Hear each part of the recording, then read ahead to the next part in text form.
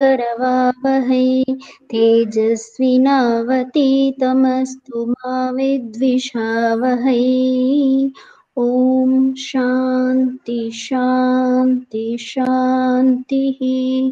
हरिः ॐ श्री गुरुभ्यो नमः। हरिः ॐ। नमः सर्वेभ्यः पुनरेकवारं। तर्हि तत्र हास्यकणिका विषये अपि परिष्करणं कृतवान्। प्रायः सर्वे दृष्टवन्तः वा न वा इति न जाने, किन्तु तत्र केचन दोषाः सर्वैः कृताः इति दृश्यते। तस्य विषये एकवारं वदामि। मोनुस्वारस्य विषये सर्वैः अवधेयम्। सामान्यतः सर्वे एतादृशान् दोषान् कुर्वन्ति, किन्तु अवधानमेव आवश्यकं तत्र। तथैव कुत्रचित् समीपे इति आगच्छति चेत् बहुभिः द्वितीया विभक्ति प्रयुक्तमस्ति, विभक्तिं प्रयुक्तं तं समीपे इति। प्रायः तं समीपे न भवति खलु, तस्य समीपे। समीपे इति अस्ति चेत् द्वितीयान्तम् इति न मन्ये, षष्ठी एव प्रयोजनं। कुत्रचित् दृष्टं वा भवद्भिः समीपे इत्यस्य पूर्वं द्वितीयान्तं पदम्? ज्योतिष्यस्य समीपे, ज्योतिष्यं समीपे न भवति। षष्ठी एव अहं दृष्टवती अपि। उभयतः परितः एतादृशानि पदानि सन्ति यत्र उपपदविभक्ति रूपेण द्वितीया विभक्ति भवति, किन्तु समीपे इत्यस्मात् पूर्वं तु षष्ठीरूपमेव, षष्ठीविभक्त्यन्तं रूपमेव। तदपि अन्यत् अस्ति। आं तावदेव।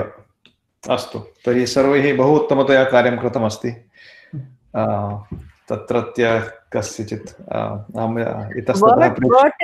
महोदय वर्ड टू वर्ड अनुवादं करणीयं वा? Overall meaning word to word करणीयं यावत् शक्यं तावत्।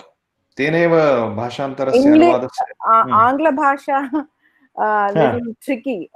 I usually think in my language, that's why it's easier that way. सत्यं। तर्हि यावत् शक्यं शब्दशः अनुवादनस्य प्रयत्नं कुर्वन्तु। महोदय, in आङ्ग्लभाषा fall in love, but in Devanagari you don't fall in love, right? You do love. तथा नास्ति, स्निह्यति। केनचित् स्निह्यति इत्यस्य पदस्य अपि उपयोगं कृतं तत्र। स्निह्यति इत्युक्ते लव्, फाल् इन् लव्। तत्रापि सप्तमी भवति। सप्तमी? आम्, सुनीतायां स्निह्यति, मयि स्निह्यति भवति। प्रायः केन कृतम् अहं न स्मरामि, किन्तु स्निह्यति इति आगच्छति चेत् सप्तम्यन्तं रूपम्। परन्तु प्रेमं करोति, प्रेम करोति, प्रेम इति नपुंसकलिङ्गपदं। प्रेम द्वितीय आल्सो प्रेम करोति। आम्, प्रेम करोति। आम्, सत्यं। धन्यवादः। कया सह प्रेम करोति? लव् वित् होम्। आङ्ग्लभाषायां लव् होम्। सुनीतां प्रेम करोति इत्यपि केनचित् कृतमस्ति। तत्रापि गुणविशेषः, अतः सप्तमी एव समीचीनं किल? स्निह्यति तत्र। But if you say सुनीतया सह, तृतीया विभक्ति सह, सुनीतया सह तृतीया, सुनीतया सह प्रेम करोति। सुनीतां प्रेम करोति इत्यपि समीचीनं भवति वा न वा इति प्रश्नः।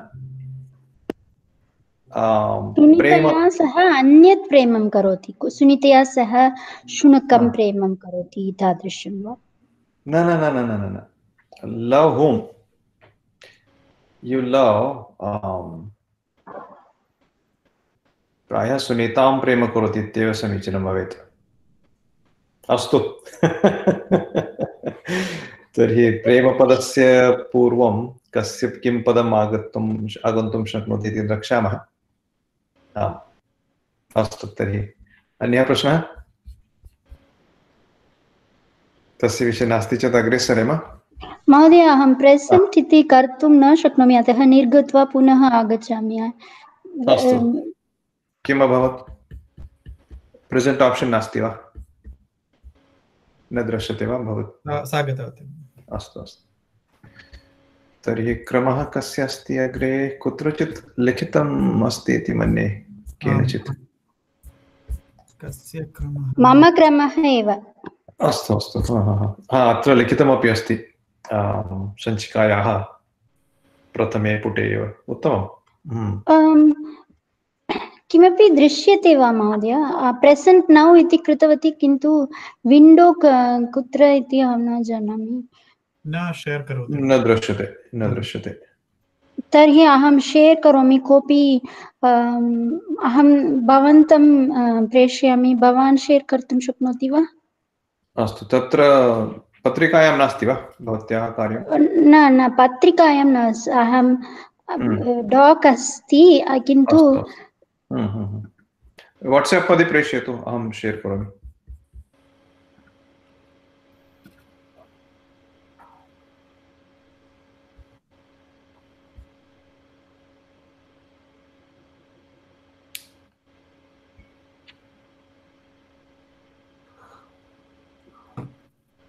प्रेषितवती वा भवती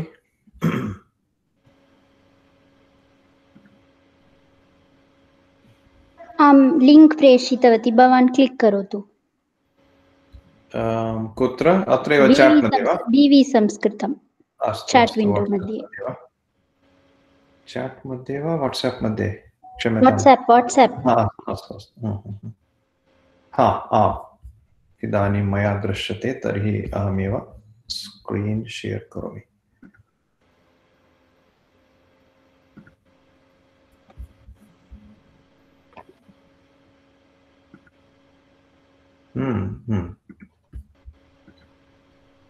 दृश्यते वा इदानीम् आम् इदानीं दृश्यते एतत् खलु आम् ओहो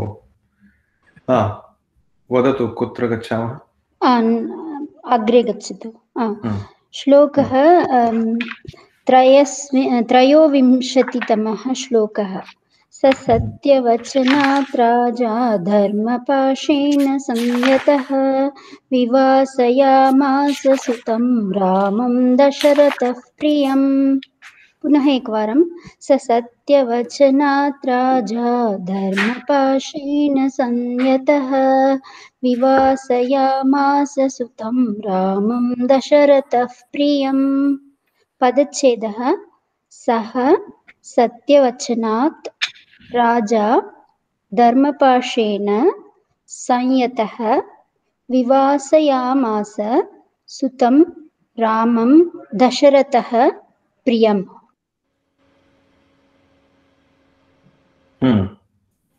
अग्रे गच्छतु प्रियमः इति टङ्कनदोषः प्रियमेव मुद्रणदोषः अस्तु अग्रे पदपरिचयः शब्दस्य रूपं पुल्लिङ्गरूपं प्रथमा विभक्ति एकवचने अस्ति सत्यवचनात् इति सत्यवचनम् इति अकारान्त नपुंसकलिङ्गपदं प्रथमा विभक्त्याम् एकवचने अस्ति समस्तं पदं राजा इति राजन् प्रातिपदिकम् महोदय एकनिमिषम् अत्र प्र इति प्रथमा तत्रापि उट्टङ्कनदोषम् तथा वा दृष्टवती वा तत्र इदानीमेव पश्यामि अनन्तरं परिष्करोमि कुत्र अत्र वा सत्यवचनात् नपुम् अनन्तरं प्र स्थाने फ इति अस्ति प्रथमा प्रथमा एकवचन तर्हि सत्यवचनात् इत्यस्य पञ्चमी महोदय प्रथमा न समीचीनमेव पञ्चमी अतः अतः एव प इति लिखितवती पञ्चमी एकवचनं समस्तं पदं लिङ्गः कः वचनम् इति नपुंसकलिङ्गम् अन्तिम समस्तपदे अन्तिमपदं यल्लिङ्गे अस्ति तल्लिङ्गमेव समस्तपदस्य लिङ्गम् इति अहं चिन्तितवती अतः सत्यवचनम् इति नपुंसकलिङ्गं भवति पुल्लिङ्गमस्ति वा अत्र पुल्लिङ्गः इति उक्तमस्ति वचनम् इति नपुंसकलिङ्गम् एव किल वचनं भवतु किन्तु यदि कः सत्यवचनः राजा भवति मारुति ओ सत्यवचन भावः वचनम् इति भावः अतः पुल्लिङ्गं वा अत्र अन्वयं कथं भवति तस्य अन्वयः अपि स्लैड् अस्ति अनन्तरम् आगमिष्यति इदानीम् अहं नपुंसकम् इति चिन्तयामि अस्तु राजा राजन् प्रातिपदिकं पुल्लिङ्गपदं प्रथमाविभक्त्याम् एकवचने अस्ति धर्मपाशे नकारान्त इत्यस्मात् अत्र न इति लिखितवती प्रायः आम् नकारान्तपदं धर्मपाशेन धर्मपाशः इति पुल्लिङ्गपदं धर्मपाश इति प्रातिपदिकम् अकारान्त पुल्लिङ्गपदं तृतीया विभक्ति एकवचनं समस्तं पदम् अस्ति संयतः एतदपि अकारान्त पुल्लिङ्गपदं प्रथमाविभक्त्याम् एकवचने अस्ति क्त प्रत्ययः विवासयामास अत्रापि उट्टङ्कनदोषं विवासयामास वि इति उपसर्गसहितं वस् धातुः निच् प्रत्ययः अपि अस्ति लिट् लकारे अस्ति प्रथमपुरुष एकवचने अस्ति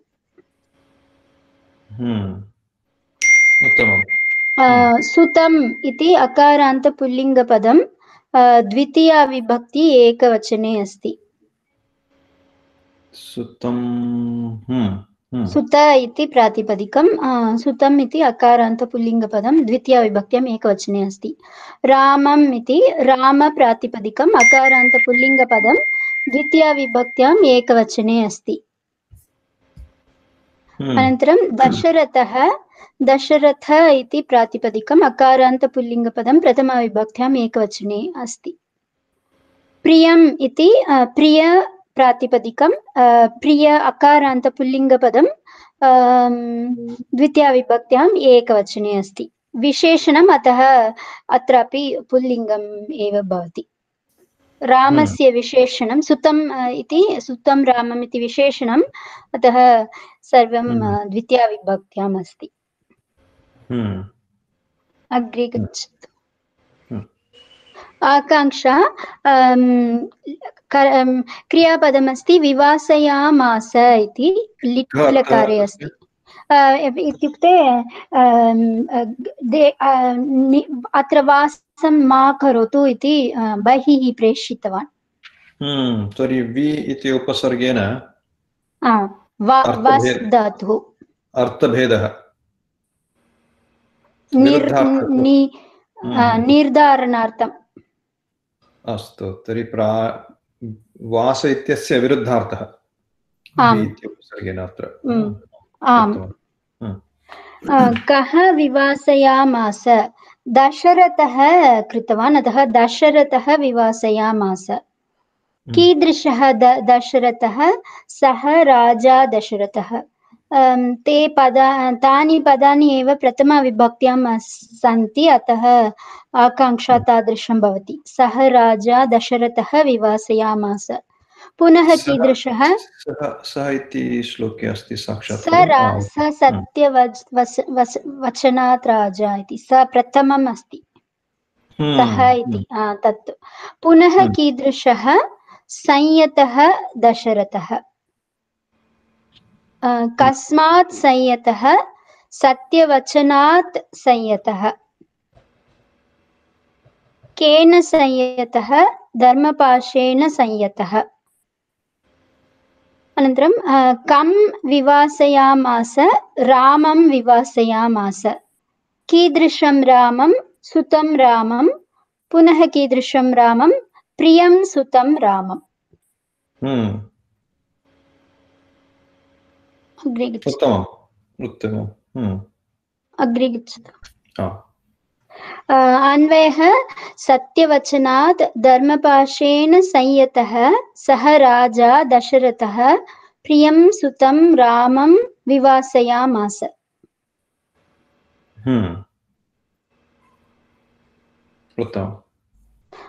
प्रतिपदार्थः सः राजा दशरथः सः एव भवति राजा इति तस्य स्थाने नृपः इति अहं लिखितवती सत्यवचनात् सत्यप्रतिज्ञत्वात् इति प्रतिज्ञा सः प्रतिज्ञा कृतवान् अतः प्रतिज्ञत्वात् सत्यप्रतिज्ञत्वात् धर्मपाशेन धर्ममेव पाशः इव अस्ति कर्मधारय समासः अथवा धर्मस्य पाशनम् इति षष्ठी तत्पुरुषः समासः अपि भवितुमर्हति तेन बन्धनेन धर्ममिति बन्धनेन संयतः इत्युक्ते बद्धः प्रियम् इत्युक्ते अभीष्टम् अतिप्रियम् इति प्रियम् अभीष्टम् इति लिखितवती सुतम् इत्युक्ते पुत्रम् अपत्यं पुत्रं रामं राममेव तस्य नाम अस्ति राममेव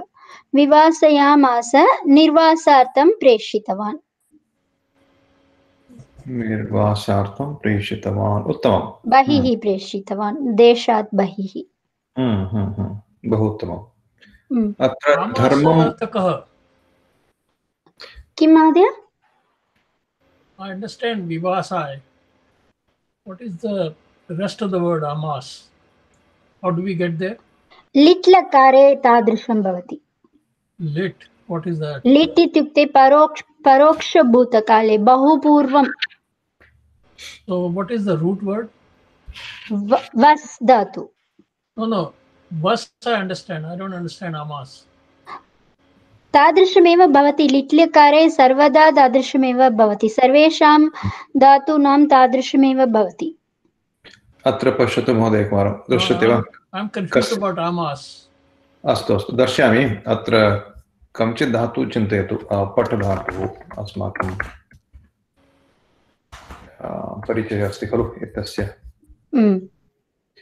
अत्र पठ धातोः रूपाणि लट् लिट् लुट् तथैव अत्र कश्चन लकारः लिट् इति पपट इति भवति तत्र नाम महोदय वस् धातु एव दर्शयतु अत्र एतस्य न भवति पपाट भवति सत्यं वस् धातु एव स्वीकरोतु अस्तु तस्य तु द्रक्ष्यामः परन्तु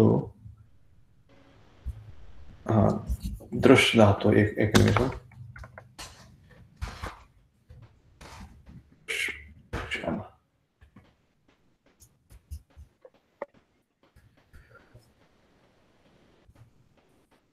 लिट् कुत्र गतः ददर्श इति भवति निच् इति भवति भिन्नगणे एवं भवति महोदय सत्यम् एकनिमिषं चुरादिगणस्य वदतु कश्चन धातुः करोति चुरादि नास्ति खलु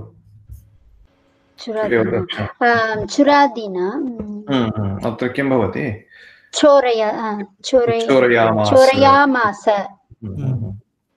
अत्र Okay, so it's just a derivative अत्र of lit lakar in a चुरादिगणस्य धातोः यदि द्रक्ष्यामः चुरिति अस्ति अत्र अन्यः was dhatu. प्रेषयति प्रेश्चुरादि नास्ति अत्र पश्यामः अग्रिमः अत्र अग्रे गच्छामः चिन्त चुरादिगणस्य चिन्तयामास दृश्यति वा पश्यति वा सर्वे पश्यन्ति वा तथैव यन्त्रयामास णिच् प्रत्ययः यत्र भवति खलु तत्र एतादृशानि रूपाणि स्पुण्ट इति लक्ष्य कुन्द अस्माकं परिचयार्थं कथयति कथयति कथ् इति चुरादिगणस्य वा कथयति अस्तु अस्तु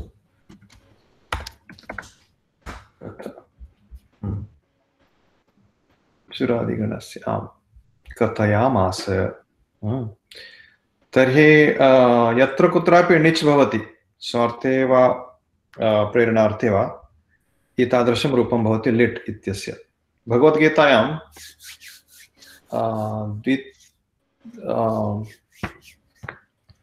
दर्शयामास आगच्छति स्मरन्ति वा स्वकं रूपं दर्शयामास इत्यर्जुनं वासुदेवस्तथोक्त्वा स्वकं रूपं दर्शयामास आश्वासयामास च भूतमेनं भीतमेनं एकादशाध्याये प्रायः 500तमः श्लोकः अस्तु इतस्ततः आगच्छति भगवद्गीतायामपि लिट् लकारः णिच् प्रत्ययः अस्ति चेत् तत्र एतादृशं रूपं भवति इत्यस्य वयं दीर्घतया पठनं न कृतवन्तः अध्ययनं न कृतवन्तः तर्हि तस्य विषये इदानीमेव चिन्ता मास्तु किन्तु आमास इति आगच्छति चेत् लिट् लकारः अस्ति णिच् प्रत्ययः अपि अस्ति इत्येव इदानीम् अवगच्छन्तु very different from आमामां यथा भवती उक्तवती परोक्षे लिट् बहु प्राचीनकाले अस्माभिः न दृष्टं येन दृष्टं तं वयं न मिलितवन्तः न तु तं वयं ज्ञातवन्तः एतादृशं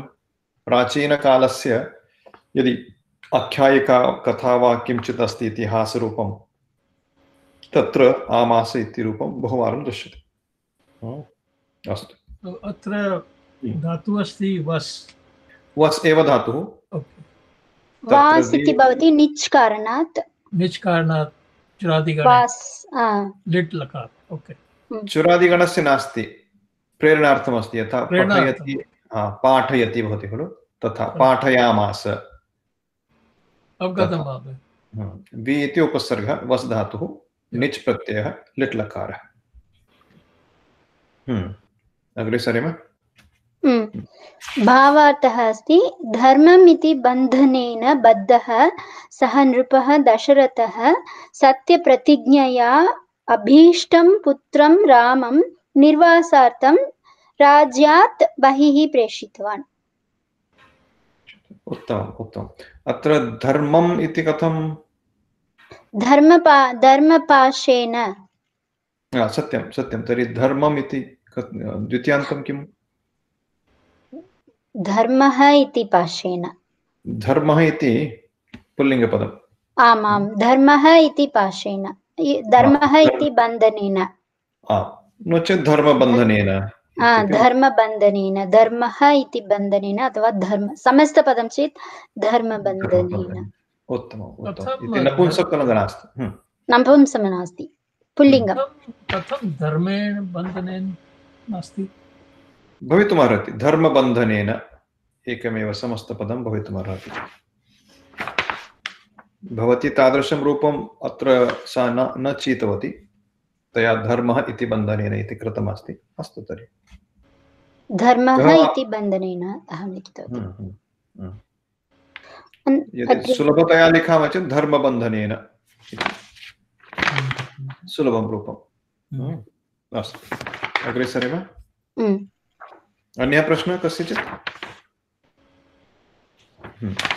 अग्रे सन्धिः सन्धिद्वयम् अस्ति स सत्यवचनात् इति सः अधिकं सत्यवचनात् विसर्गस्य लोपः सूत्रमस्ति एतत् तदोः सुलोपो कोर नै समासे हलि इति अत्र नै समासः नास्ति एतत् तद् शब्दस्य रूपमस्ति सः इति हलि परे अस्ति अतः लोपः भवति सुप्रत्ययस्य एव लोपः भवति सुप्रत्ययस्य विसर्गः एव सुप्रत्ययः अस्ति अतः सुप्रत्ययस्य लोपः भवति सकारः न आगच्छति तस्मात् कारणात् विसर्गस्य विषयः अपि नास्ति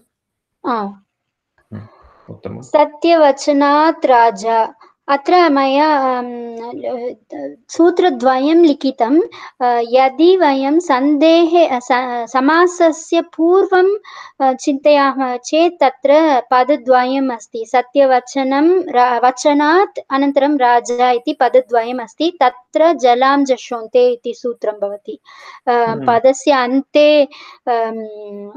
अस्ति अतः जलां जशोन्ते किन्तु यदि समस्तपदं कृतं तर्हि एकमेव पदम् अस्ति तर्हि पदस्य मध्ये भवति तत्र जलां जश् झषि इति सूत्रस्य कारणात् अपि जष्ट्वं भवति कस्मिन् समये स्नाप्शाट् कृतम् इति न तथा न महोदय समस्तपदनिर्माण अवसरे सन्धि अनन्तरमेव समस्तं भवति किल पृथक् पदस्य पृथक् घटकस्य पदरूपेण एव चिन्तनम् अत्र सत्यवचनात् इति एकं पदं राजा इति अन्यत् पदम् अत्र तु समस्तपदमपि नास्ति खलु अत्र तु केवलं सन्धिः आम् केवलं सन्धिः तर्हि जलां जश् झषि इति न भवति जलां झषोन्ते एव भवति सत्यं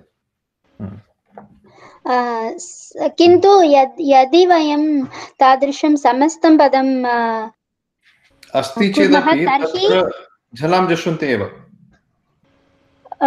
तादृशं मध्ये कुर्मः चेत् तत्र एकं पदम् इति स्वीकुर्मः वा पदद्वयम् इति पदद्वयं पूर्वं पदद्वयमेव चिन्तयामः तत्र जलां जशन्ते इति कार्यं कृत्वा समस्तपदनिर्माणं जलां जषि केवलं तिङन्तपद यदा निर्मीयते अथवा सुबन्तपदनिर्माणावसरे सुप्रत्ययात् पूर्वं भवतु अथवा तिङ्प्रत्ययात् पूर्वं भवतु एकमेव पदस्य तिङन्त वा सुबन्त वा तस्य निर्माणं साक्षात् एकं पदम् अस्ति चेत् एव तत्र प्रसक्तिः अस्ति एतादृशं न भवति नास्ति अतः एव अहं किञ्चित् लघु अक्षरेण लिखितवती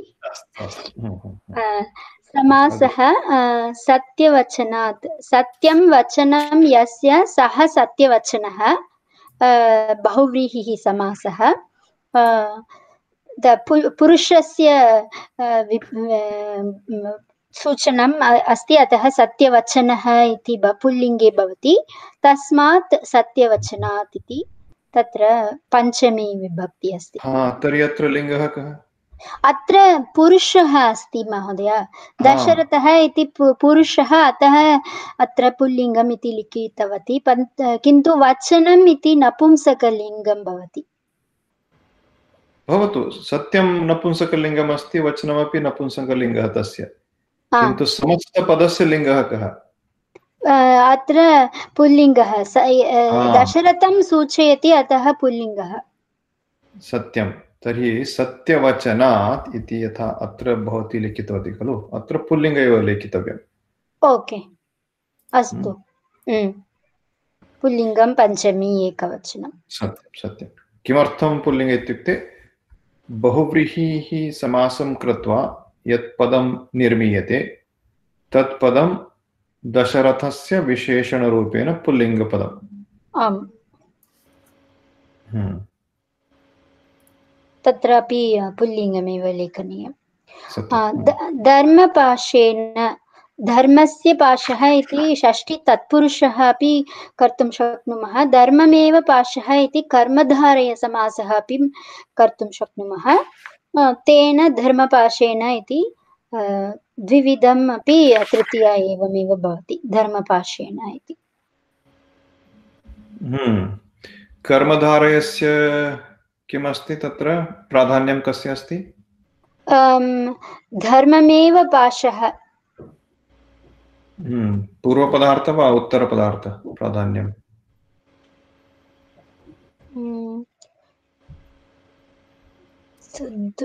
उत्तरपदार्थम् इति नास्ति पूर्वम् अपि द्वौ अपि एकमेव अर्थं सूचयति अतः धर्मम् ईक्वल् टु पाशः अतः एकमेव धर्म एव पाश धर्मः इति अत्रापि धर्मं मास्तु धर्मः एव पाशः पुल्लिङ्गपदं पदद्वयमपि एकं विषयमेव सूचयति धर्मः ईक्वल् टु पाशः कर्मधारय समासे कर्मधारयस्य विशेषः किमस्ति प्राधान्यं किम् अस्ति अस्माभिः पूर्वं पदद्वयमपि इति चिन्तयामि पदद्वयमपि समानम् एव किल अतः पदद्वयमपि प्राधान्यम् इति अहं चिन्तयामि समानार्थः पदः कर्मधारय समये अव्यये भावः कर्मधारयः कुत्र आगच्छति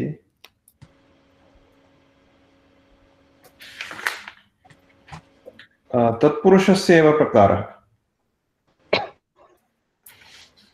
तर्हि उत्तरपदार्थप्रधानः एषः तत्पुरुषसमये उत्तरपदार्थप्रधानः कर्मधारयः विषये पदद्वयमपि समानार्थमेव किल अस्तु समासस्य यदा अध्ययनं कुर्मः तदा विस्तारेण द्रक्ष्यामः किन्तु अस्माभिः किं दृष्टम् एतावत्पर्यन्तं तत्पुरुषः उत्तरपदार्थप्रधानः तथैव कर्मधारयः अपि उत्तरपदार्थ बहुव्रीहिः अन्यपदार्थ उत्तमं द्वन्द्वः उभयपदार्थ पूर्वपदार्थ अव्ययी भावः तर्हि कर्मधारयः इति तत्पुरुष समासस्य एव विशेषप्रकारः अतः उत्तरपदार्थप्राधान्यः अत्रापि पश्यन्तु पाशेन बद्धः आम् तर्हि प्राधान्यं पाशः इत्यस्य केन बद्धः पाशेन बद्धः कीदृशः पाशः धर्मपाशः प्राधान्यं पाशस्य अत्र न तु धर्मेण बद्धः It is sufficient to just leave it at Tatpurush Samas because Uttar Padasya Pradhanyam. That is one way to deal with it. किन्तु अग्रे द्रक्ष्यामः चेत् तत्पुरुषस्य अपि प्रकाराः सन्ति सामान्य तत्पुरुषः कर्मधारय तत्पुरुषः इति यथा भवती अत्र उक्तवती तस्मात् कारणात् उक्तम् अस्मि वदन् अस्मि अस्तु कर्मधारय इत्युक्ते भवान् किञ्चित् इतोपि वर्णनं किम् अस्ति कर्मधारय इत्युक्ते महोदय तस्य वयं न पठितवन्तः खलु आम् तस्मात् कारणात् एव भ्रमः नूतनम् अस्ति तर्हि किमस्ति अत्र स्थूलतया द्रक्ष्यामः चेत् तत्पुरुषस्य सामान्य तत्पुरुषः उदाहरणार्थं षष्ठी तत्पुरुष पाशः कस्य पाशः धर्मस्य पाशः वृक्षस्य मूलमिति उदाहरणमस्ति धर्मस्य पाशः एतादृशानि उदाहरणानि अस्माभिः दृष्टानि कर्मधारय इत्यत्र किं भवति अत्र पदद्वयं भवति तयोः समानाधिकरणम् इत्युक्ते द्वयोः अपि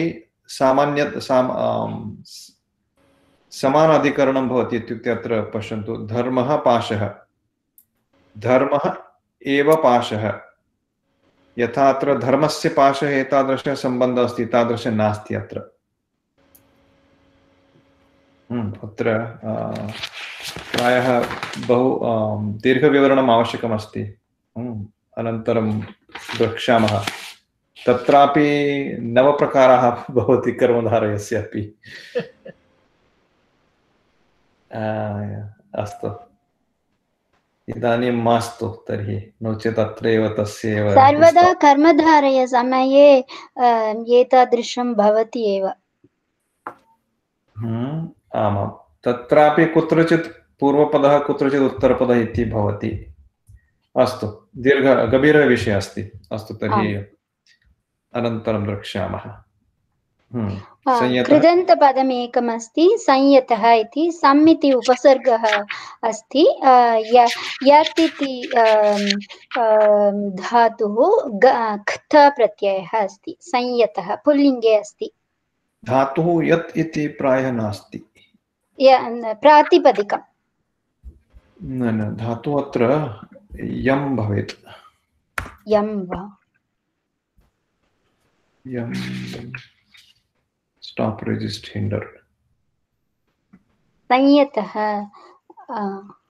यत् इति नास्ति वा महोदय यत् इत्यपि अस्ति यत् तस्य प्रयत्नः अस्ति न तेरपि नियमनं नास्ति अत्र प्रयत्नः अस्ति यत् प्रयत्ने अस्ति खलु यत् ते टु स्टाप् आम् तत् भिन्नं तत् यम् नियमः इति एतादृशं रूपम् अस्ति खलु यमः नियमः टु स्टाप् टु रेजिस्ट् टु हिण्डर् अस्तु यम् इति धातुः यम् एतस्य प्रत्यान्त यतः महोदय कृदन्त इत्युक्ते भवान् गतसप्ताहे उक्तवान् गतकक्षायाम् उक्तवान् दाशरथः दाशरथः इति तदेव वा तद्धितान्तः अस्तु कृदन्त अपि वयं न पठितवन्तः किल पठितवन्तः किल तावत्तु तव तु तुमुन् तु प्रत्यान्त ल्यप् एते सर्वे कृदन्ताः इत्युक्ते कस्मिंश्चित् अपि धातुं गृहीत्वा प्रत्यययोजनेन यदि सुबन्तपदस्य अथवा अव्ययपदस्य निर्माणं भवति नामपदस्य तर्हि तत् कृदन्तं यथा गम् धातुः तस्य क्रियापदरूपं किं गच्छति तर्हि तत्र क्त प्रत्ययं स्थापयामः चेत् किं भवति गतः इति विशेषणं नामपदरूपं क्रियापदं नास्ति खलु गतः तर्हि धातोः एव प्रत्यययोजनेन नामपदानां निर्माणं यत्र भवति तत्र कृदन्ताः इति चिन्तयामः तद्धितस्य किं भवति प्राथमिकरूपमेव सुबन्तमस्ति इति सामान्यनियमः तत्रापि अपवादाः तु सन्ति दशरथः क्रियापदं नास्ति तस्य दाशरथी वसुदेवः वासुदेवः तत्र कुत्र आरभ्य कस्य निर्माणम् इति चिन्तनं कुर्मः स्थूलतया तर्हि कृदन्तविषये धातोः एव सुबन्तानां निर्माणम् यथा रम् धातुः अस्ति रम् धातुः रमते तत्र कश्चन घञ् नाम्ना प्रत्ययः तेन किं भवति रामः रम् धातोः रामः तर्हि ते कृदन्ताः तथा तवतु भवतु यथा पठितवान् बालकः पठ धातोः पठितवान् भवति कृदन्तः एव तद्धिताः भिन्नः So it becomes a naam pad.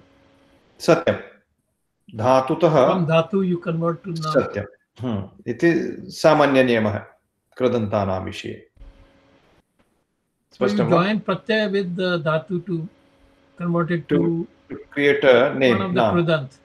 सत्यं सत्यं तर्हि कृदन्तः तर्हि तत्र प्रत्यययोजनेन सुबन्तरूपाणि भवितुमर्हति प्रायः बहुषु स्थलेषु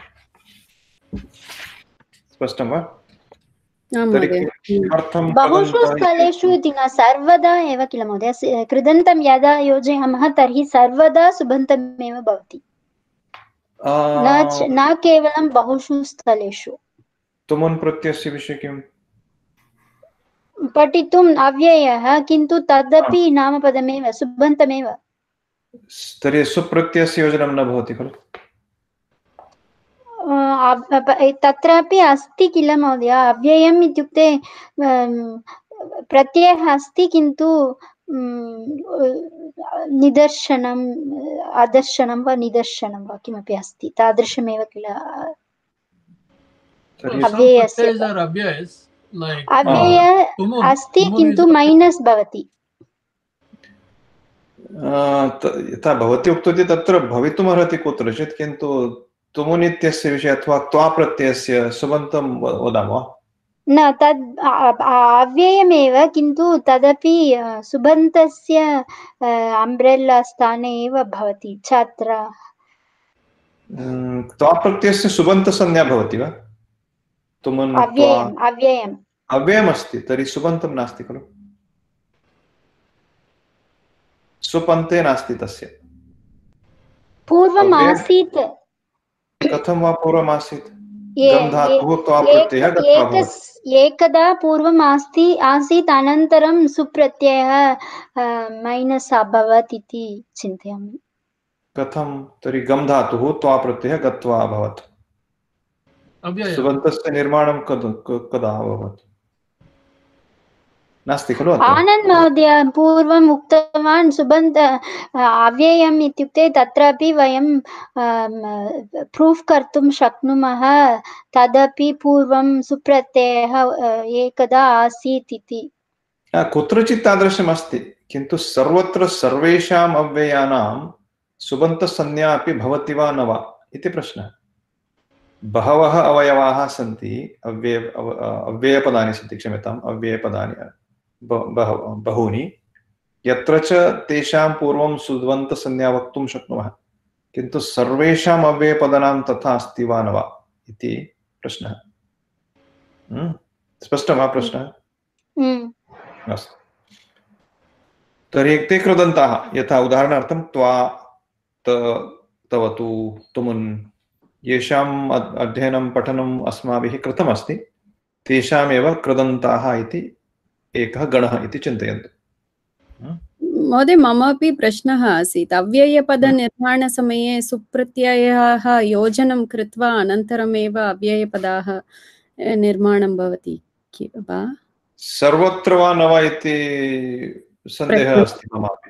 प्रश्नः कुत्रचित् तथा अस्ति, यथा पूर्वम् इति चिन्तयतु, पूर्वस्मात्, पूर्वे, अत्र प्रायः बहूनि रूपाणि अव्ययानि सन्ति, किन्तु सर्वत्र एव सर्वदा अव्ययानां सुबन्तसंज्ञा भवति वा न वा इति सन्देहः।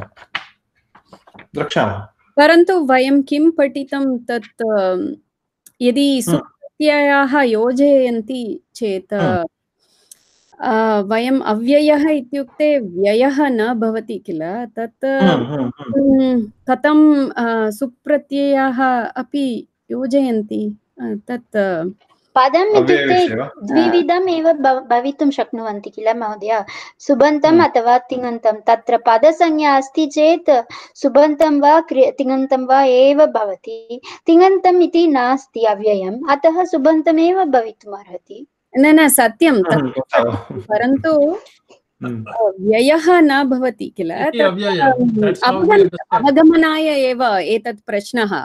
वयं जानीमः तत् सुबन्तमेव इति, परन्तु अव्ययः पदाः कथं निर्मापयति इति प्रश्नः आसीत्। अव्ययपदानां निर्माणं उदाहरणं किम् अस्ति भवत्याः अव्ययपदस्य? एव इति वा? केन काञ्चित् केचन निपाताः सन्ति, तेषां सुबन्तसंज्ञा वा न वा इति प्रश्नः। एवम् अस्तु, एव अस्तु, वा अथवा तथा, यथा, बहुत्र भवति, बहुत्र नास्ति। कुत्र अस्ति कुत्र नास्ति इति द्रक्ष्यामः सुबन्तसंज्ञा इति मम। तत्र पदसंज्ञा अस्ति एव, निपातानामपि अस्तु, अत्र विषयान्तरः अभवत्, तर्हि द्रक्ष्यामः। प्रश्नः बहु उत्तमः, द्रक्ष्यामः अग्रे। One ignorant question. In spoken Sanskrit, I often come across frequently use word krute. So the derivation kru dhatu, right? And it is the pratyay is krut. So krute, is that saptami ekvachan? अत्र कृते इति अव्ययपदरूपेण भवति। Because I hear that word, but I don't understand how you apply it. आमां, तस्य कृते, अध्ययनस्य कृते, कस्यचित् विषयस्य कृते, for that reason, in that, तथा तस्य उपयोगं भवति। तर्हि सत्यं, तर्हि कृते इति बहुवारं प्रयुज्यते, तत् अव्ययपदं वा सप्तमी वा इति अत्र दृष्टवान् भवान्। अत्र तु तादृशं नास्ति किमपि निरूपणं कृते इति। प्रक्रिया कथं? प्रक्रिया प्रदर्शनी इति किमपि अस्ति। इण्डिक्लैनेबल् अव्ययपदम् अत्र एतादृशं ज्ञानं प्राप्तुं शक्नुमः अत्र संस्कृत Excellent.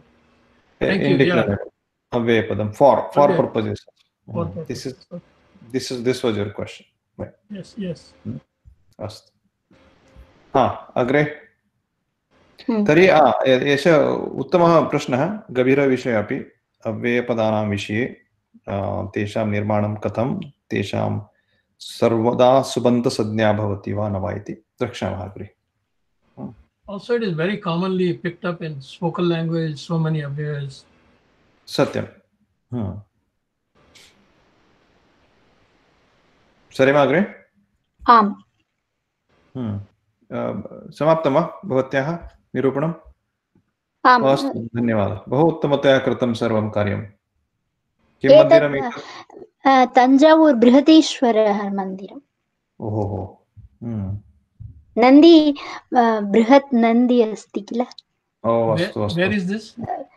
तञ्जावूर्.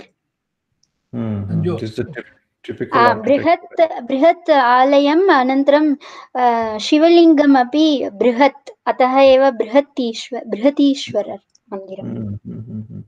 बृहन्नायकी बृहतीश्वरम्. बृहत् नन्दी अपि. उत्तमं. तर्हि बहु सम्यक्तया कृतं कार्यं भवत्या. अग्रे सरेम. कस्य क्रमः अग्रे? सुनीता भगिनी. अस्ति वा सा? हरि ओम्. शेर् कर्तुं शक्नोति वा भवती?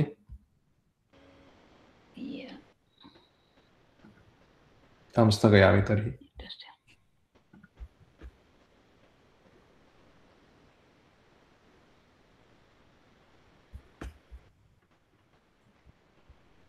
दृष्टति वा? एकनिमिषं, किञ्चित् आगच्छति. इदानीं दृश्यते. अहं कम्प्लीट् न कर्तुं शक्नोमि. तर्हि स्क्रीन् सम्पूर्णतया फुल् स्क्रीन् करोतु साध्यते चेत्. दृष्टं वा? आमाम्. उत्तमम्. इदानीं सम्यक् दृश्यते. अहं 2.1.11.22 I did that, but I think it got changed, so to 11.24. सजगाम वनं वीरः प्रतिज्ञामनुपालयन् पितुर्वचन निर्देशात् कैकेय्या प्रियकारणात्. पदच्छेदः. सः जगाम, सः रामः जगाम वनं वीरः प्रतिज्ञाम् अनुपालयन्. पितुः वचननिर्देशात् कैकेय्याः प्रियकारणात्. तत्र मुद्रणदेशः अनुपालयन्. Actually I missed it. अस्तु. अग्रे. अन्वयः. सः रामः, सः वीरः रामः, सः जगाम, सः वनं जगाम. अत्र यथा युबि महोदय जगाम इति लिट्लकाररूपम्.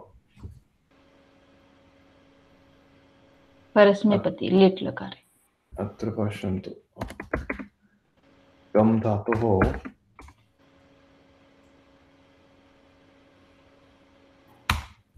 किम् अभवत्?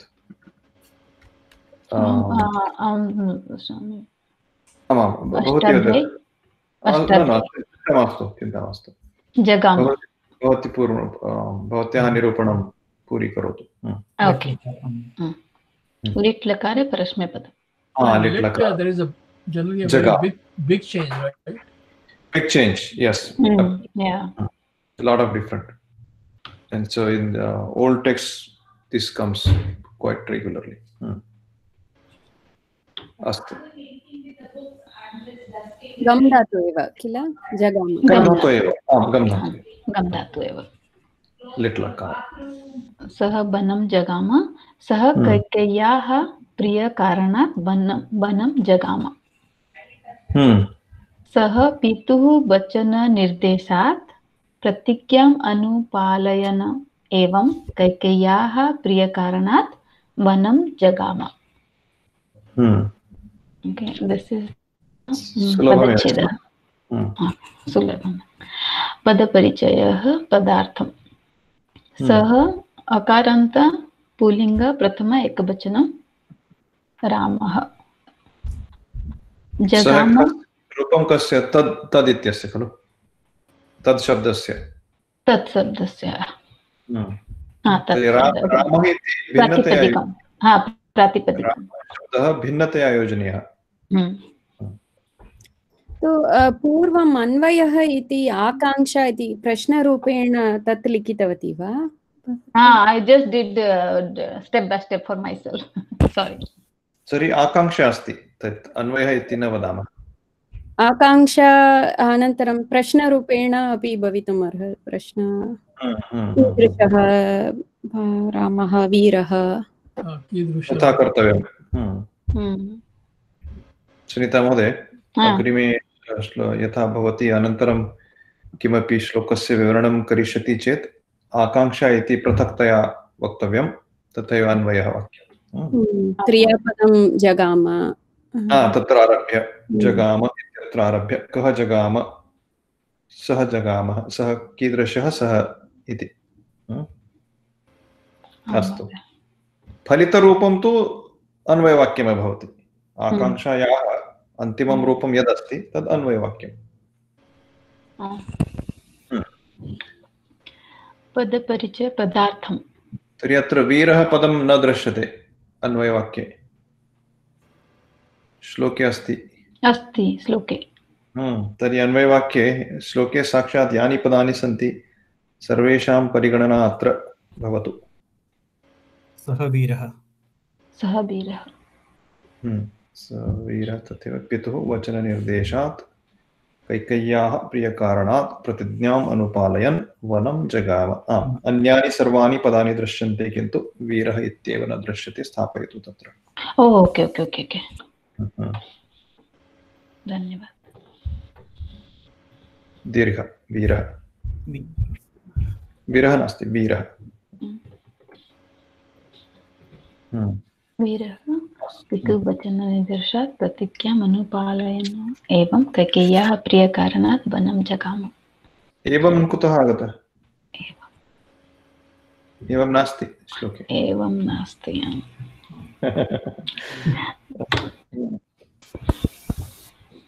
क्षम्यतां.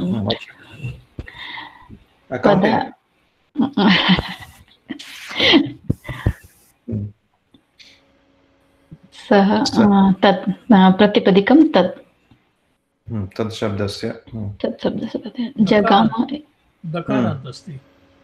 अकारान्त नास्ति.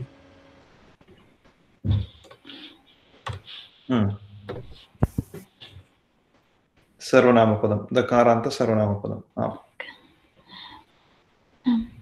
जगाम गम धातु प्रथमा विभक्ति एकवचन लिट् लकार परस्मैपदी लोट् लकार गतवान्. गम धातुः न तु धातु. धातुः गम धातुः प्रथमा विभक्ति एकवचनं. प्रथमपुरुषः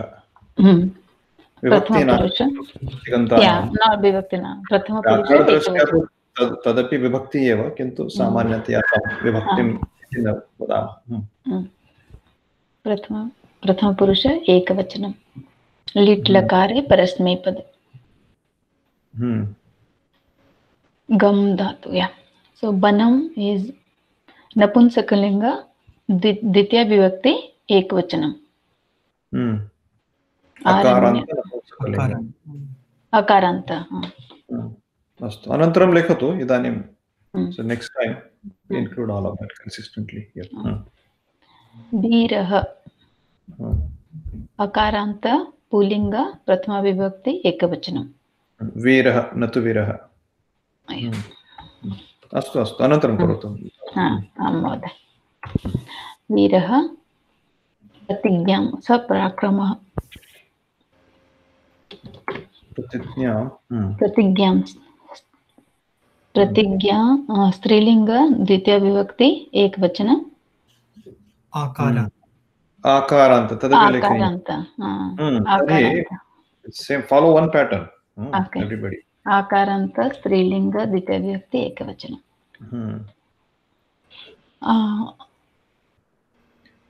वचन और अंगीकृति तर्हि अर्थः अत्र एव मा स्थापयतु अर्थविषये अन्यत् किमपि कोष्टकं भवतु so everybody follow one pattern na okay अग्रे अनुपालयन पाधातु पालयनं पकरतु अनुपालन न पा नास्ति पा पिबति भवति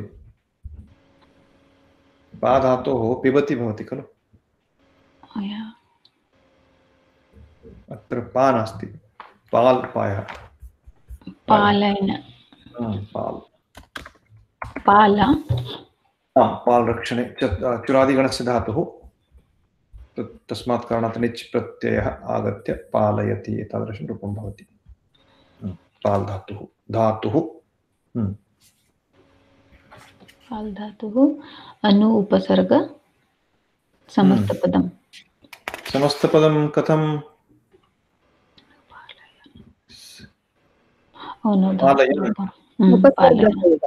शत्रुन्तपदं शत्रुप्रत्ययान्तं खलु शत्रुप्रत्यययोजनेन तकारान्त भवति अनुपालयत् यथा भवत् भवत् इत्यस्य पठत् पठन् तथा शत्रुन्तप्रत्ययान्तं तकारान्त अनु उपसर्गपूर्वकः पाल् धातोः रूपं पालयति टेक केयर पितुः is अकारान्त पुल्लिंग ऋकारान्त sorry ऋकारान्त पुल्लिंग षष्ठी विभक्ति एकवचनं तत्र हिंदी भाषायां लिखितवती वा मा करोतु भिन्नेषु स्थानेषु संस्कृतमाध्यमेनैव लिखतु I did it in really hurry. अन्ये जनाः तेलुगु भाषायां तमिळ् भाषायामपि लिखन्ति चेत् मया परिष्करणं न भवति खलु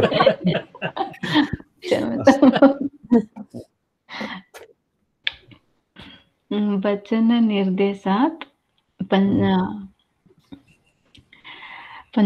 पंचमी विभक्ति एकवचन निर्देशः अत्र समस्तपदम् आम् संसत् नास्ति समस्त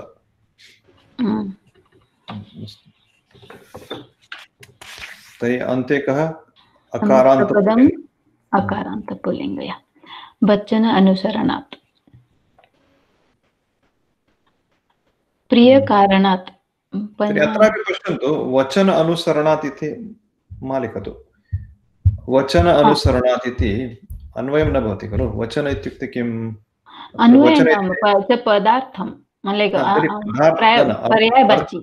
अर्थ यथा वक्तव्यं तत्रापि मूलशब्दस्य यद्रूपमस्ति तस्य वचनं लिङ्गः यत् सर्वं चिन्तयित्वा लेखनीयम् अत्र वचन अनुसरणात् तर्हि किं भवति वचन इति सम्बोधनं भवति हे वचन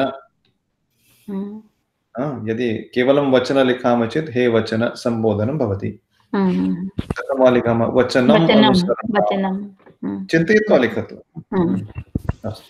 वचनम् अनुसरणात् प्रियकारणात् पंचमी एकवचनं समस्तपदम् अत्र आङ्ग्लभाषायां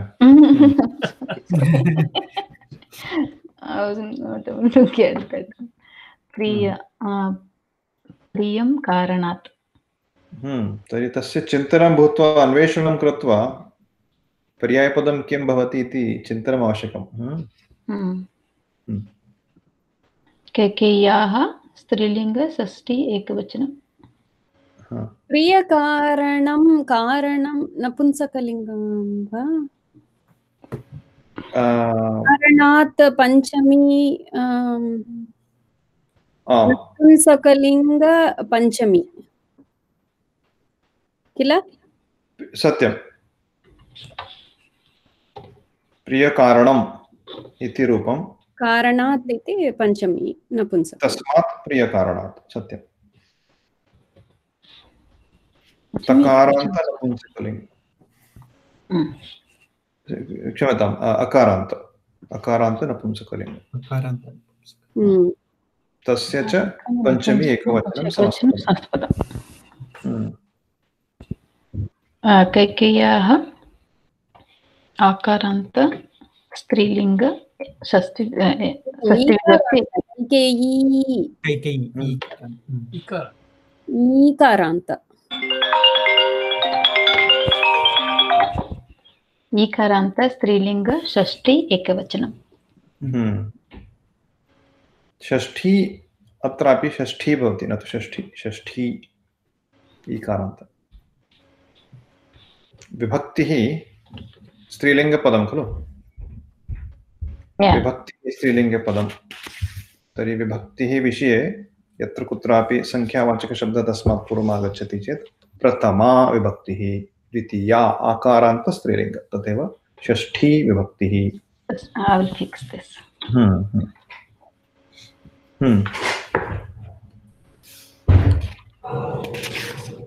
Sandhi, yeah, actually I didn't finish this and I was just doing that. I could reach that one. So pitur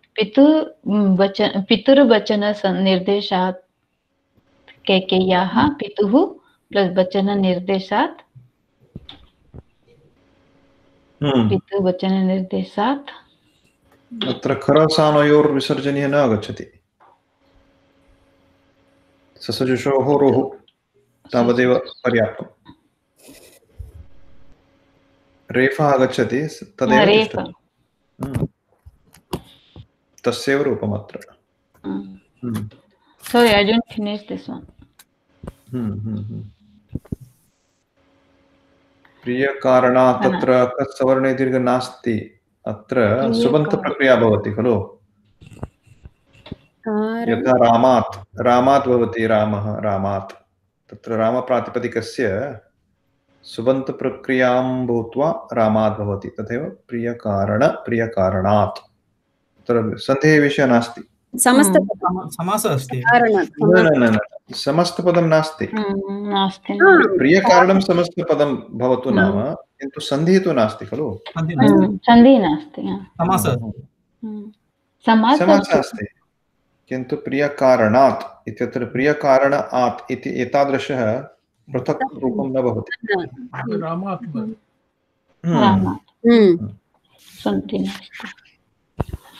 वचननिर्देशात् तावदेव अस्तु समाप्तं वा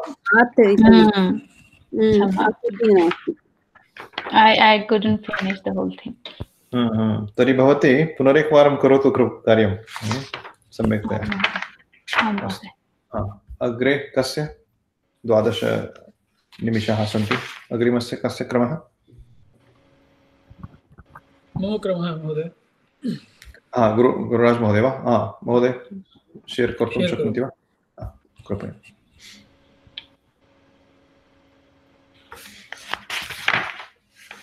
प्रायः श्लोकत्रयस्य एव अध्ययनं भवति प्रत्येकायां कक्षायां अस्तु नाम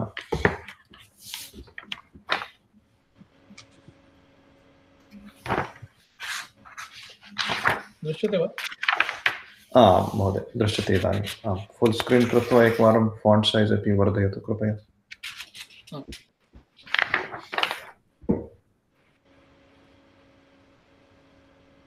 उत्तमं दृश्यते मया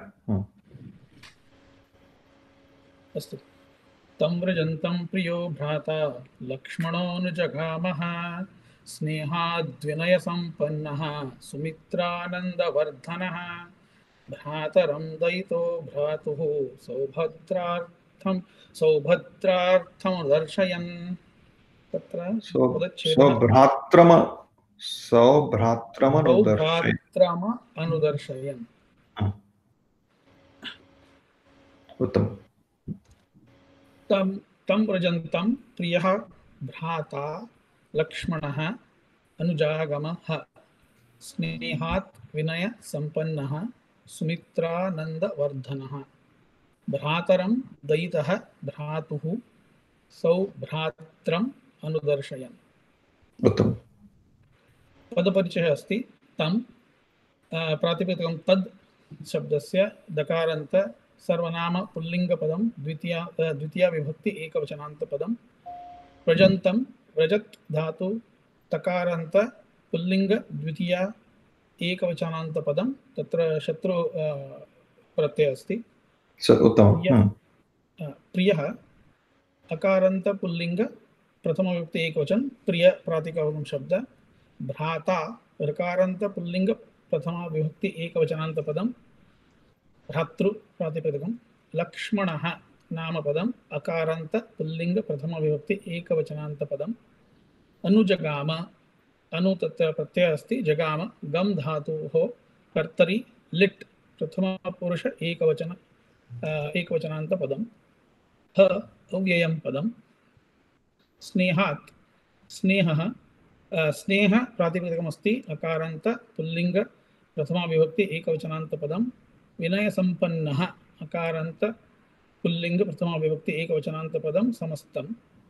सुमित्रानन्दवर्धनः सुमित्रानन्दवर्धन इति प्रातिपदिकं। सुमित्रानन्दवर्धनः अकारान्त पुल्लिङ्ग प्रथमा विभक्ति एकवचनान्तपदं समस्तं। भ्रातरं ऋकारान्त पुल्लिङ्ग द्वितीया विभक्ति एकवचनं। दयितः अकारान्त पुल्लिङ्ग प्रथमा विभक्ति एकवचनान्तपदं। भ्रातुः ऋकारान्त पुल्लिङ्गपदस्य षष्ठी विभक्ति एकवचनान्तपदं भ्रातुः।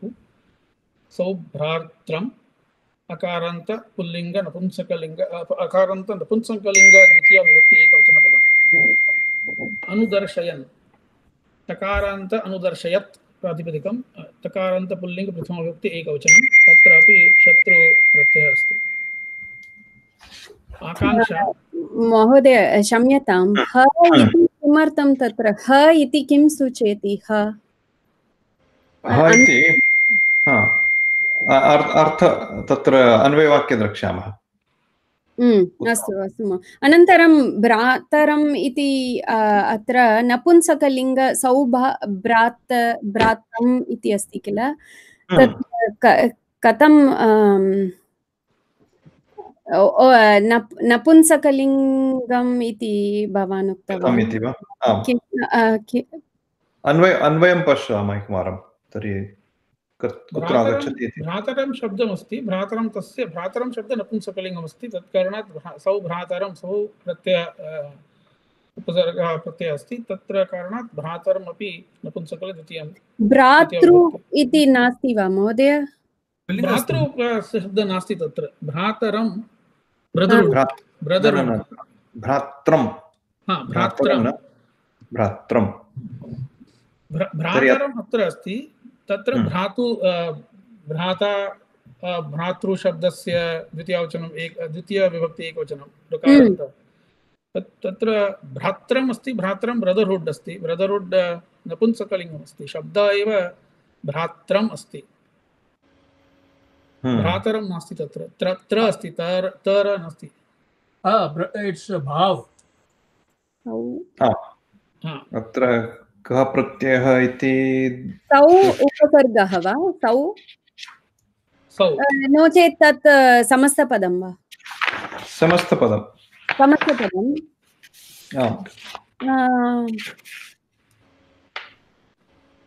तद्धितान्तः समस्तपदमेव। अण् प्रत्ययः तद्धितान्त इति दत्तमस्ति अत्र। तद्धितान्तः। भ्रातृ इत्यत्र आरभ्य अण् प्रत्ययः। सौभ्रात्रम् इत्युक्ते उत्तमभ्रातृत्वं भावः अस्ति। उत्तमभ्रातृत्वं सौभ्रात्रम्।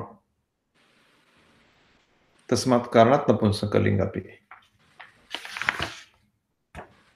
तर्हि अन्वयः पश्यतु एकवारम्। अन्वयवाक्यं तर्हि तेन कथं वा तस्य नपुंसकलिङ्ग अपि भवितुम् अर्हति इति स्पष्टं भवति।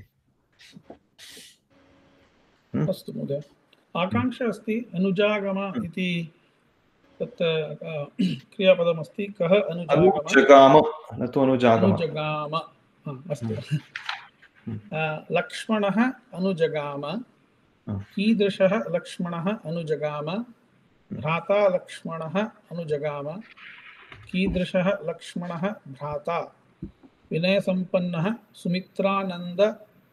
सुमित्रानन्दवर्धनः च भ्राता लक्ष्मणः।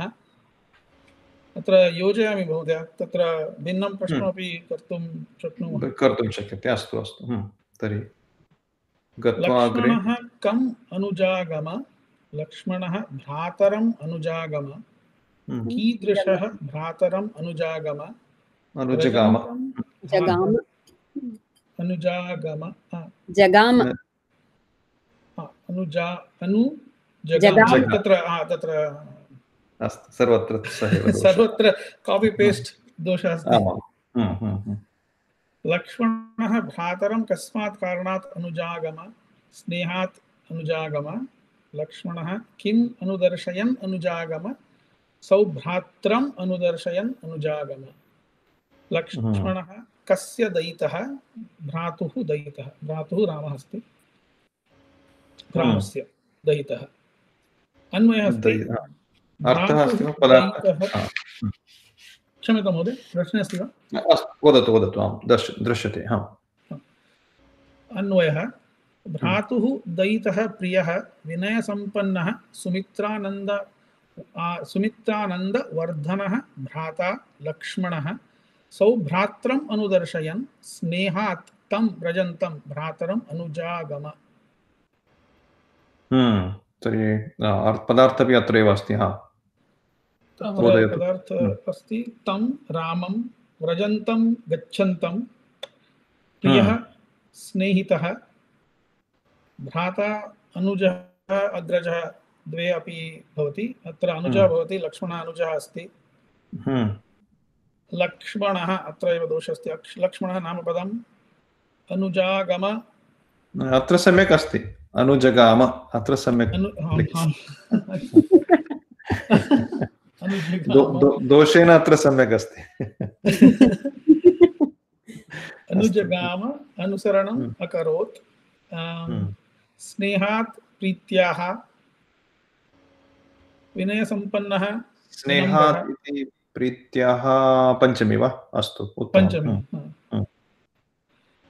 विनयसम्पन्नः विनम्रः सुमित्रानन्दवर्धनः सुमित्रायाः प्रीतिः वर्धकः भ्रातरं सुमित्रायाः प्रीतिवर्धकः नो चेत् सुमित्रायाः प्रीतिवर्धकः प्रीतिवर्धकः इति एकमेव पदं भवतु नो चेत् प्रीतिः वर्धकः इति द्वे पदे प्रथमा विभक्त्यां भवति चेत् दोषः भवति खलु।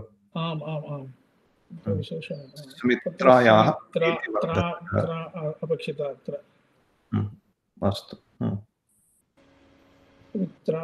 भ्रातरं रामम् अग्रजं दयितः प्रियः भ्रातुः रामस्य सौभ्रात्रं भ्रातृप्रेमम् अनुदर्शयन् अनुसरणं कुर्वन्। प्रेमम् इति न भवति प्रेम इति नपुंसकलिङ्गमेव। तर्हि अत्र भावमस्ति भ्रातृभावं प्रेमं प्रातिपदिकं नास्ति अत्र प्रेम प्रेम प्रेमं नाम तर्हि अत्र भ्रातृभावम् इति लिखतु भ्रातृत्वं भ्रातृभावं नो चेत् भ्रातृत्वं। महोदय एकः प्रश्नः गुरुमहोदय तत्र दयितः इति प्रियः इति दत्तवान् उपरि कृपया उपरि गच्छतु अत्र दयितः प्रियः समानं वा अन्वयवाक्ये सिनोनिमस् अस्ति प्रियः स्नेहितः दयितः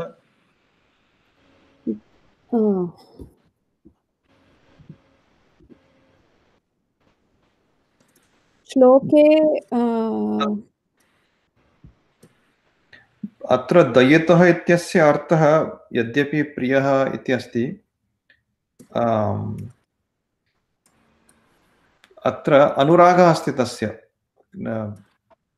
प्रियः इति विशेषणमपि अस्ति अत्र। प्रियः लक्ष्मणः। कस्य प्रियः? तद् नास्ति। लक्ष्मणस्य गुणः अस्ति प्रियत्वं। प्रियः लक्ष्मणः। स्पष्टम्? अत्र भ्रातुः दयितः इत्युक्ते तस्य भ्रातुः बहवः भ्रातारः। तेषु कः प्रियः? लक्ष्मणः प्रियः। तथा अस्ति अत्र। स्पष्टं वा? अस्तु महोदय। अनन्तरं ह इति अहं पूर्वम् उक्तवती, तत् न अत्र न पश्यामि। आमां, तत्र कुत्र अस्ति अन्वयवाक्ये ह इति? नास्ति एव। तर्हि ह इति प्रायः सर्वत्र फिलर् रूपेण आगच्छति। अस्तु। परन्तु वर्णस्य किमपि अर्थः भवति किल? इण्डीड् इति। इण्डीड्, ह, वै एतादृशनिपाताः। वै वा? वै अपि अस्ति, वै। So, Mahoday, it is just for filling the meter? Correct. Filling the anushtup chanda iti aham chintayami. Satyam, meter. Meter, yeah. Chandapurti. Anushtup chanda purti. Makes sense. विशेष ह वै इति आगच्छति। तस्य विशेष अर्थः नास्ति। इण्डीड् इति चिन्तयितुं शक्नोति। अव्ययपदं वा महोदय? अव्ययपदम्। निदर्शनम् अस्ति।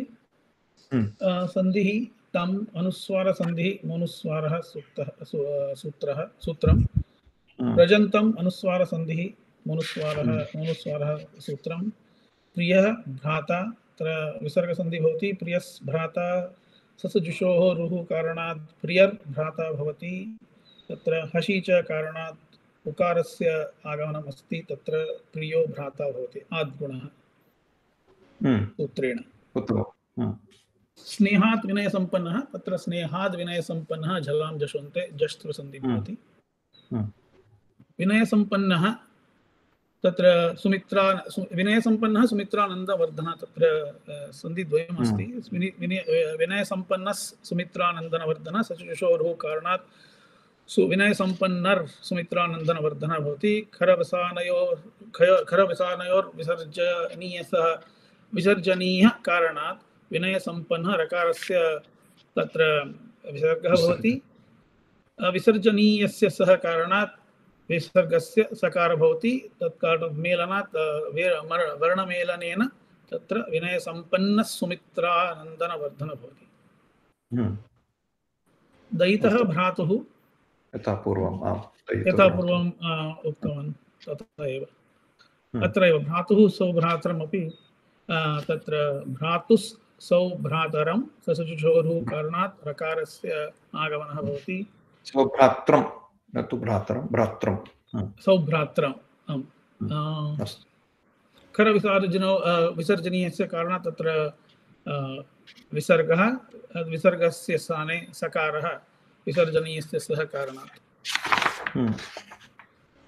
समासः विनय संपन्नः विनयेन संपन्नः तत्पुरुष समास तृतीया तत्पुरुष समास भवति सुमित्रानन्दवर्धनः सुमित्रायाः आनन्दस्य वर्धनः षष्ठी तत्पुरुष आनन्दवर्धनः आनन्दस्य वर्धनः षष्ठी तत्पुरुष सत्यं द्विवारं भवति उत्तमं समाप्तं खलु बहु उत्तमम् अस्माकं समयः अपि जातः त्रिभिः बहु उत्तमतया कृतमस्ति तर्हि अग्रिमायां महोदय भवतः अग्रिम किं कणिका वा न महोदय एतत् संक्षेपरामायणे विषये एव कति श्लोकान् कर्तुं कुर्मः वा एव कृदन्त तद्दिदान्त इति पठामः वा अत्र किमपि समासविषये इतोपि पठामः किं सम्पूर्णं कुर्मः महोदय। उत्तमजनाः मध्ये न परित्यजन्ति। चिन्तयन्तु तर्हि। न भवतः मस्तिष्के किम् अभिप्रायः किम् अस्ति इति सम्पूर्णं तु करणीयं, किन्तु तत्रापि विकल्पाः सन्ति खलु। सर्वैः गृहपाठरूपेण अपि कर्तुं शक्नुमः सम्पूर्णं। तर्हि एतावत्पर्यन्तं प्रायः सर्वैः एकवारं द्विवारं त्रिवारं वा कृतं वा? प्रायः त्रिवारं कृतम् इति चिन्तयामि। इदानीमेव वयम् अवगन्तुम् आरम्भं कृतवन्तः महोदय। अस्तु, तर्हि उत्तमः प्रश्नः। सर्वे चिन्तयन्तु। प्रायः अग्रिमायां कक्षायाः अन्ते एकवारं तस्य चिन्तनं कृत्वा निर्णयं कुर्मः। Vidya Bhagini is addicted to grammar. She wants to learn more grammar. Sanjaya महोदय एतत् उक्तवान्, यदि व्याकरणं पठामः चेत् तत्र एव अस्माकं मनसि तदेव। No chet, we can always take some pauses, visit some topic and then come back to this. We can alternate also. So we can take a pause, pick up a topic and come back to again Sankshepa Ramayana. We can do that and then finish it also. So who has prepared now by this time? I want to make sure that whoever has prepared, we aham mahodaya, aham kritavati. Yeah, me too. Next week I can do. Okay. Astu. So let's definitely use next week and then we can decide after that. Tari antimayam prarthanam karotu kripaya. Antimam. Om Purnamadah Purnamidam Purnat Purnamudachyate Purnasya Purnamadaya Purnameva Vashishyate. Om Shanti Shanti Shanti. Hari Om Shri Gurubhyo Namaha. Hari Om. Namaste sarvebhyah. Dhanyavadah. Dhanyavad.